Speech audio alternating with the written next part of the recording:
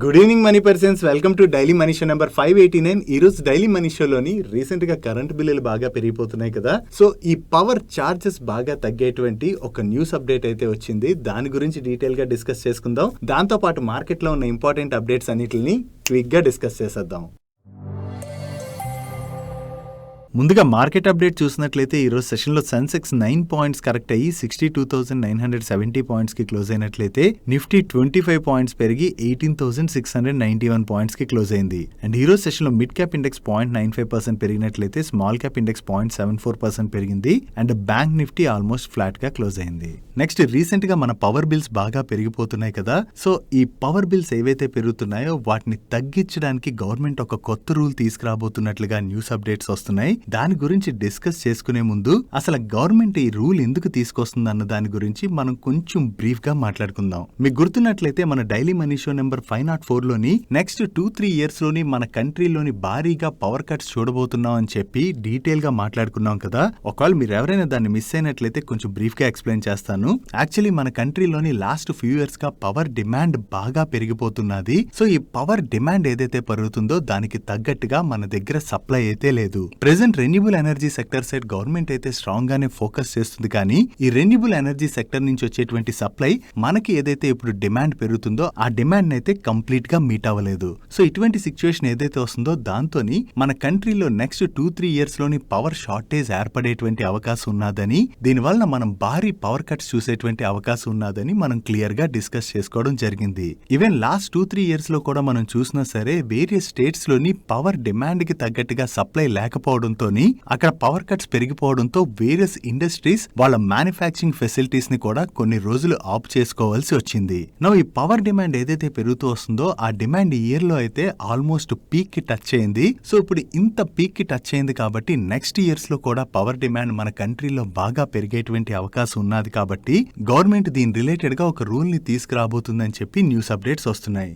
Generally morning time మనం use చేసేటువంటి power పైన టారిఫ్ ని తగ్గించాలని, బికాస్ ఆ టైంలో రెన్యూబుల్ ఎనర్జీ కూడా బాగా జనరేట్ అవుతుంది కాబట్టి ఈ రెన్యూబుల్ ఎనర్జీని బూస్ట్ చేసినట్లుంటుంది. అండ్ అంతేకాకుండా ఇలా టారిఫ్ ని మార్నింగ్ టైం తగ్గించడం వలన చాలా మంది వాళ్ళ పనులు లైక్ వాషింగ్ మిషన్ యూజ్ చేయడం, గ్రైండర్ ని యూజ్ చేయడం, ఇటువంటివన్నీ పనులు ఏవైతే ఉంటాయో అవి మార్నింగే చేసుకునేటువంటి అవకాశం ఉన్నది. కాబట్టి పెరుగుతున్నటువంటి డిమాండ్ ని ఆ విధంగా మీట్ అవ్వచ్చని, అండ్ నైట్ టైం ఆఫీసెస్ నుంచి చాలా మంది వచ్చాక కంటిన్యూస్ గా ఏసీస్ ని యూజ్ చేస్తుంటారు కదా. సో దాంతో నైట్ టైం పవర్ డిమాండ్ అన్నది ఒక్కసారే పెరిగిపోతుంది. సో అందుకనే నైట్ టైం యూజ్ చేసేటువంటి పవర్ పైన కొంచెం ప్రీమియం ఛార్జ్ కనుక చేసినట్లయితే ఈ ఏసీస్ యూసేజ్ అన్నది కొంచెం తగ్గించుకునేటువంటి అవకాశం ఉన్నది. కాబట్టి ఆ టైంలో పవర్ డిమాండ్ తగ్గుతుంది. దాంతోని మన దగ్గర ఉన్నటువంటి సప్లై ఆ డిమాండ్ ని మీట్ అయ్యేటువంటి అవకాశం ఉన్నదని చెప్పి గవర్నమెంట్ ఆలోచిస్తున్నట్టుగా రియూటర్స్ వాళ్ళు అప్డేట్ చేస్తున్నారు. ఒకవేళ గవర్నమెంట్ ఈ రూల్ తీసుకొచ్చినట్లయితే యాజ్ ఏ కన్స్యూమర్ మనకి కూడా కొంతవరకు బెనిఫిట్ ఉండేటువంటి అవకాశం ఉన్నది. బికాస్ మనం పవర్ యూసేజ్ చేసేటువంటి వర్క్స్ అన్ని ఏవైతే ఉంటాయో అందులో మోస్ట్ ఆఫ్ ది వర్క్స్ మనం మార్నింగ్ టైమే చేసుకున్నట్లయితే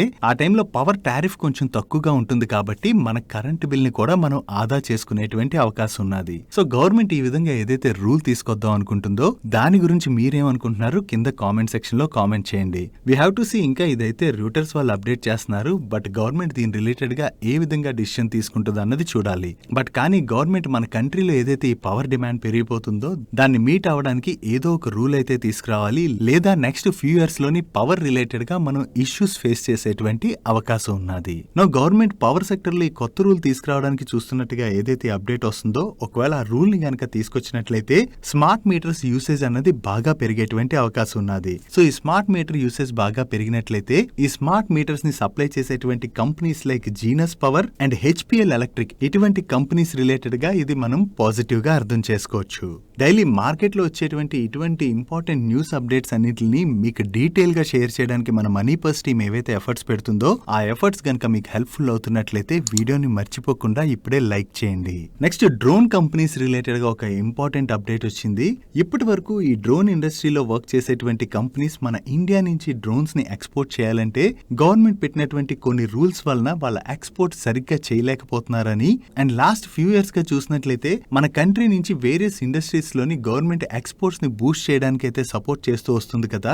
సో ఇప్పుడు డ్రోన్ ఇండస్ట్రీలో కూడా మన కంట్రీ నుంచి ఎక్స్పోర్ట్స్ ని బూస్ట్ చేయాలనే ఆలోచనతో DGFT అంటే directorate general of foreign trade వాళ్ళు ఈ డ్రోన్ ఎక్స్పోర్ట్స్ రిలేటెడ్ గా కొన్ని అమెండ్మెంట్స్ తీసుకురావడం జరిగింది. ఇప్పుడు వీళ్ళు తీసుకొచ్చినటువంటి ఈ అమెండ్మెంట్స్ తోని మన కంట్రీ నుంచి డ్రోన్ ఎక్స్పోర్ట్స్ అన్నవి బాగా ఈజీ అయ్యేటువంటి అవకాశం ఉన్నది. కాబట్టి ఈ డ్రోన్ ఇండస్ట్రీలో ఏవైతే కంపెనీస్ వర్క్ చేస్తాయో ఆ కంపెనీస్ అన్నిటి రిలేటెడ్ గా ఇది మనం పాజిటివ్ గా అర్థం చేసుకోవచ్చు. వన్స్ ఈ డ్రోన్ ఎక్స్పోర్ట్స్ అనేవి బూస్ట్ అయినట్లయితే వీళ్ళ రెవెన్యూస్ కూడా బాగా పెరిగేటువంటి అవకాశం ఉన్నది. సో ఈ న్యూస్ అప్డేట్ ఎప్పుడైతే వచ్చిందో ఇది డ్రోన్ ఇండస్ట్రీలో వర్క్ చేసేటువంటి కంపెనీస్ రిలేటెడ్ గా పాజిటివ్ కాబట్టి Ratan India Enterprises, Paras Defence తో పాటుగా జెన్ టెక్నాలజీస్ లాంటి స్టాక్స్ ఈ రోజు సెషన్ లోని పాజిటివ్ గా రియాక్ట్ అయ్యాయి. నెక్స్ట్ పానోరమా స్టూడియోస్ ఇంటర్నేషనల్ లిమిటెడ్ ఇది ఒక మైక్రో క్యాప్ కంపెనీ. బట్ ఈ కంపెనీ నుంచి ఇప్పుడు అప్డేట్ ఏదైతే వచ్చిందో అది చాలా ఇంట్రెస్టింగ్ అప్డేట్. ఎవరు మిస్ అవ్వకుండా వినండి. దీని వలన మనకి ఒక ఇండస్ట్రీలో ఏదైతే ట్రాక్షన్ కనపడుతున్నదో దాని గురించి క్లియర్ గా అర్థం అవబోతుంది. ఈ పానోరమా స్టూడియోస్ ఇంటర్నేషనల్ లిమిటెడ్ వాళ్ళు వాళ్ళ సబ్సిడరీ అయినటువంటి పానోరమా music private Limited's through Reliance industries యొక్క మీడియా అండ్ ఎంటర్టైన్మెంట్ డివిజన్ అయినటువంటి జియో స్టూడియోస్ వాళ్ళతోని ఒక అగ్రిమెంట్ లోకి ఎంటర్ అయ్యారు.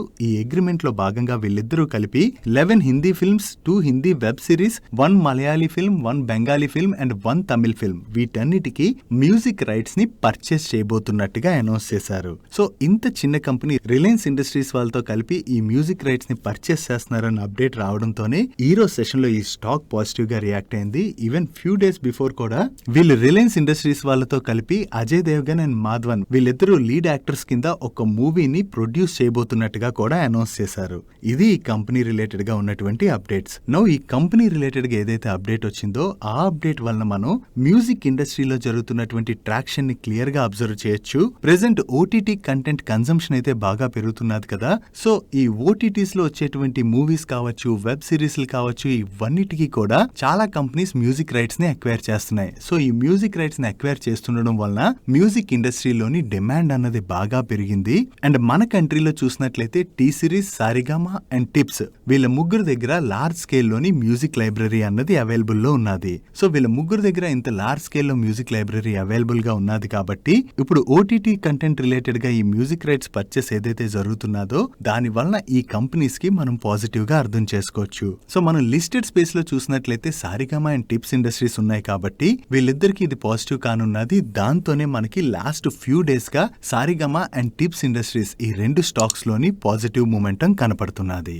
నెక్స్ట్ మన ప్రధానమంత్రి నరేంద్ర మోడీ గారి రీసెంట్ యుఎస్ విజిట్ లోని ఎలన్ మస్క్ గారిని మీట్ అయ్యారు కదా. ఆ టైంలో ఎలన్ మస్క్ గారు మాట్లాడుతూ వీళ్ళ శాటిలైట్ బ్రాడ్బ్యాండ్ అయినటువంటి స్టార్ లింక్ ని మన ఇండియాకి తీసుకురావడానికి చాలా ఇంట్రెస్టింగ్ గా ఉన్నామని అండ్ దీని ద్వారా మన ఇండియాలో ఉన్నటువంటి రిమోట్ విలేజెస్ కి ఎక్కడైతే బ్రాడ్బ్యాండ్ సర్వీసెస్ ఉండవో అక్కడ కూడా స్టార్ లింక్ ద్వారా బ్రాడ్బ్యాండ్ సర్వీసెస్ ని ఆఫర్ చేయొచ్చు అని చెప్పి కామెంట్ చేయడం జరిగింది. నో స్టార్ లింక్ మన ఇండియాకి వచ్చినట్లయితే రిలయన్స్ వాళ్ళకైతే అది టఫ్ కాంపిటీషన్ అవునున్నది. అండ్ అంతేకాకుండా ఈ స్టార్ లింక్ ని మన ఇండియాకి తీసుకొచ్చిన తర్వాత మన ఇండియాలోని దీని లైసెన్స్ రిలేటెడ్ గా స్పెక్ట్రమ్ ఆప్షన్స్ జరుగుతుంటాయి కదా. ఇలా ఆప్షన్ ని కండక్ట్ చేయకుండా గ్లోబల్ ట్రెండ్ ఎలా అయితే ఉందో అలాగే జస్ట్ లైసెన్స్ ని అసైన్ చేయాలని చెప్పి స్టార్ లింక్ వాళ్ళు లాబింగ్ చేస్తున్నట్టుగా న్యూస్ అప్డేట్స్ వస్తున్నాయి. కానీ రిలయన్స్ ఇండస్ట్రీస్ యొక్క ప్రమోటర్ అయినటువంటి ముఖేష్ అంబానీ గారు మాత్రం కంపల్సరీ స్పెక్ట్రమ్ ఆప్షన్ ని కండక్ట్ చేయాలని అడుగుతున్నారని చెప్పి ఎకనామిక్ టైమ్స్ వాళ్ళు షేర్ చేస్తున్నారు. నో వీళ్ళిద్దరి మధ్యన బ్యాటిల్ ఏదైతే జరుగుతున్నదో ఈ బ్యాటిల్ లో ఎవరు విన్ అవుతారన్నది మనం చూడాలి. బికాజ్ రిలయన్స్ వాళ్ళు జియోతో ఎప్పుడైతే మార్కెట్ లో ఎంటర్ అయ్యారో ఆ టైంలో టెలికాం ఇండస్ట్రీ మొత్తం డిస్రప్ట్ అవడం జరిగింది. అండ్ చాలా కంపెనీస్ అయితే రిలయన్స్ తో కంపీట్ చేయలేక క్లోజ్ కూడా అయ్యాయి. దీని తర్వాత కంటిన్యూస్ గా జియో వాళ్ళు సబ్స్క్రైబర్స్ ని పెంచుకుంటూ చాలా స్ట్రాంగ్ పొజిషన్ లో ప్రెసెంట్ ఉన్నారు. నో ఎలన్ మస్క్ గారి స్టార్ లింక్ వచ్చినట్లయితే వాళ్ళతోని జియో వాళ్ళు ఎలా కంపీట్ చేస్తారన్నది కూడా మనం చూడవలసి ఉన్నది. Next demat and broking services offer చేసేటువంటి ఐసిఐసిఐ సెక్యూరిటీస్ లోని వాళ్ళ ప్రమోటర్ గ్రూప్ అయినటువంటి ఐసిఐసిఐ బ్యాంక్ వాళ్ళు ఈ మార్చ్ క్వార్టర్ ఎండింగ్ నాటికి నియర్లీ 75% స్టేక్ ని హోల్డ్ చేస్తున్నారు. అండ్ ఈ ఐసిఐసిఐ సెక్యూరిటీస్ ని మార్కెట్ నుంచి డీలిస్ట్ చేసేందుకు గాను ఐసిఐసిఐ సెక్యూరిటీస్ వాళ్ళ బోర్డ్ అండ్ ఐసిఐసిఐ బ్యాంక్ వాళ్ళ బోర్డ్ ఈ జూన్ 29th రోజున మీట్ అయ్యి ఈ డీలిస్ట్ ప్రపోజల్ ని కన్సిడర్ చేయబోతున్నట్టుగా అనౌన్స్ చేయడం జరిగింది. నౌ మార్కెట్ నుంచి ఒక స్టాక్ ని డీలిస్ట్ చేయాలంటే అట్లీస్ట్ ప్రమోటర్ దగ్గర 90% స్టేక్ ఉండాలి. సో ప్రెసెంట్ వీళ్ళ దగ్గర 75% స్టేక్ ఉన్నది కాబట్టి వీళ్ళ మార్కెట్ నుంచి రిమైనింగ్ 15% స్టేక్ ని కనుక అక్వైర్ చేసినట్లయితే ఈ ఐసిఐసిఐ సెక్యూరిటీ స్టాక్ స్టాక్ ని వీళ్ళు డీలిస్ట్ చేసుకోవచ్చు. మార్కెట్ నుంచి స్టాక్స్ ని అక్వైర్ చేయాలంటే వీళ్ళు డీలిస్ట్ ఆఫర్ ఇస్తారు కదా. ఈ డీలిస్టింగ్ ఆఫర్ అన్నది జనరల్లీ మార్కెట్ లో స్టాక్ ట్రేడ్ అవుతున్నటువంటి ప్రైస్ కన్నా కూడా ఎక్కువ ప్రైస్ కి ఇచ్చినట్లయితేనే ఈ షేర్ హోల్డర్స్ ఎవరైనా సరే ఆ షేర్స్ ని వెనక్కి ఇచ్చేటువంటి అవకాశం ఉన్నది. సో దీని రిలేటెడ్ గా ఈ అప్డేట్ రావడంతోనే ఈ రోజు సెషన్ లో మనకి ఐసిఐసిఐ సెక్యూరిటీ స్టాక్ లో చాలా పాజిటివ్ మూమెంటం కనపడింది. ఈ డీలిస్టింగ్ రిలేటెడ్ గా మార్కెట్ లో ఒక రూమర్ కూడా సర్క్యులేట్ అవుతుంది. వీళ్ళు డీలిస్ట్ ఆఫర్ లో భాగంగా ఐసిఐసిఐ సెక్యూరిటీస్ షేర్స్ బదులు ఐసిఐసిఐ బ్యాంక్ షేర్స్ ను ఆఫర్ చేయొచ్చు అని చెప్పి రూమర్ నడుస్తుంది. బట్ ఇది ఇంకా రూమర్ మాత్రమే. ఏదైనా సరే ఈ జూన్ 29th రోజున మనకి ఐసిఐసిఐ సెక్యూరిటీస్ డీలిస్టింగ్ రిలేటెడ్ గా ఫర్దర్ డీటెయిల్స్ అయితే తెలుస్తాయి. నెక్స్ట్ శ్రీ సిమెంట్స్ వల్ల రాజస్థాన్ లో ఉన్నటువంటి 5 లొకేషన్స్ లో ఇన్కమ్ ట్యాక్స్ డిపార్ట్మెంట్ వాళ్ళు రైడ్స్ కండక్ట్ చేసినట్టుగా మనం ప్రీవియస్ గా మాట్లాడుకున్నాం కదా. దీని రిలేటెడ్ గా వీళ్ళు కూడా ఆ టైంలో క్లారిఫికేషన్ రిలీజ్ చేశారు. బట్ కాకపోతే వీకెండ్ లోని ఈ శ్రీ సిమెంట్స్ మీద జరిగినటువంటి ఐటీ రైడ్స్ లోని 23,000 crores వరకు కూడా ఫ్రాడ్ చేసినట్లుగా ఐటీ అధికారులు గుర్తించారని చెప్పి వేరియస్ మీడియా ప్లాట్ఫామ్స్ లోని న్యూస్ సర్క్యులేట్ అయింది. దీంతో ఈ శ్రీ సిమెంట్స్ వాళ్ళు అగైన్ ఎక్స్చేంజెస్ కి క్లారిఫికేషన్ రిలీజ్ చేస్తూ మార్కెట్ లో వస్తున్నటువంటి ఈ న్యూస్లన్నీ కూడా రూమర్స్ అని, ఇంకా ఐటీ డిపార్ట్మెంట్ వాళ్ళ సెర్చ్ ఆపరేషన్స్ అయితే కంప్లీట్ అవ్వలేదు, ఇంకా జరుగుతున్నాయని చెప్పి క్లారిఫికేషన్ ఇచ్చారు. కాకపోతే మార్కెట్ లో ఎప్పుడైతే ఈ కంపెనీలో 23,000 crores వరకు కూడా ఫ్రాడ్ జరిగిందన్న న్యూస్ అప్డేట్స్ వచ్చాయో దాంతోనే ఈ రోజు సెషన్ లో కూడా మనకి శ్రీ సిమెంట్ స్టాక్ లోని చాలా ప్రెషర్ కనపడింది. We have to see once ఈ ఐటీ రైడ్స్ అనేవి కంప్లీట్ అయినట్లయితే అసలు ఇన్కమ్ ట్యాక్స్ డిపార్ట్మెంట్ వాళ్ళు వీళ్ళ మీద ఎందుకు రైడ్స్ కండక్ట్ చేశారన్న ఒక క్లారిఫికేషన్ అన్నది మనకు వస్తుంది. Next Maharashtra metro rail corporation వాళ్ళు ఫ్లోట్ చేసినటువంటి టెండర్ లో పార్టిసిపేట్ చేసి ఆర్వీఎన్ఎల్ వాళ్ళు L1 బిడ్డర్ గా సెలెక్ట్ అయ్యారు. అండ్ ఈ ప్రాజెక్ట్ యొక్క కాస్ట్ అప్రాక్సిమేట్లీ 394 crores. ఈ ప్రాజెక్ట్ లో భాగంగా వీళ్ళు రైల్వే బ్రిడ్జెస్ ని డిజైన్ అండ్ కన్స్ట్రక్ట్ చేయడంతో పాటుగా ఎలివేషన్ వర్క్స్ ని 30 months లో కంప్లీట్ చేయబోతున్నట్టుగా చెప్తున్నారు. వీళ్ళు ఆర్డర్ ని విన్ అయ్యారన్న అప్డేట్ తో ఈ రోజు సెషన్ లో ఆర్వీఎన్ఎల్ స్టాక్ పాజిటివ్ గా రియాక్ట్ అయింది. నెక్స్ట్ వీకెండ్ లో అవెంటెల్ వాళ్ళ బోర్డు మీట్ అయ్యి ఫేస్ వాల్యూ 10 గా ఉన్న వాళ్ళ స్టాక్ ని ఫేస్ వాల్యూ 2 కి స్ప్లిట్ చేయడానికి అప్రూవ్ చేయడం జరిగింది.